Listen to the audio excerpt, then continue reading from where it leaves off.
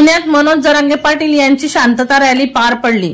त्यांचं मराठ्यांकडून जंगी स्वागत करण्यात आलं। यावेळी पुन्हा सरकारला सुपडा साफ करण्याचा इशारा जरांगेंनी दिला। मराठ्यांच्या कुणबी नोंदणीवरून सगळे सोयऱ्यांना ओबीसीतून आरक्षण द्या अशी मागणी मनोज जरांगे पाटील यांनी केली आहे।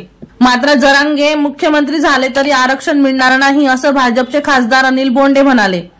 आरक्षणाच्या मुद्द्यावरून पुन्हा एकदा मनोज जरांगे पाटील आणि मंत्री छगन भुजबळ यांच्यात जुंपली आहे। छगन भुजबळांनी पुन्हा आपल्या ओबीसी एल्गार सभा सुरू केल्या असून ओबीसीतून मराठ्यांना आरक्षण मिळणार नाहीच असं सांगलीतील सभेतून छगन भुजबळ म्हणालेत। यालाच पलटवार म्हणून जरांगेंनी सुपडा साफ करण्याचा इशारा दिला आहे। दरम्यान मंत्री छगन भुजबळ सरकारच नाही तर मनसे अध्यक्ष राज ठाकरे यांना देखील मनोज जरांगे पाटील यांनी बजावला आहे। महाराष्ट्रात आरक्षणाची गरज नाही म्हणणाऱ्या मराठ्यांची ताकद काय यावेळी हे दिसेल असं जरांगे पाटील म्हणाले।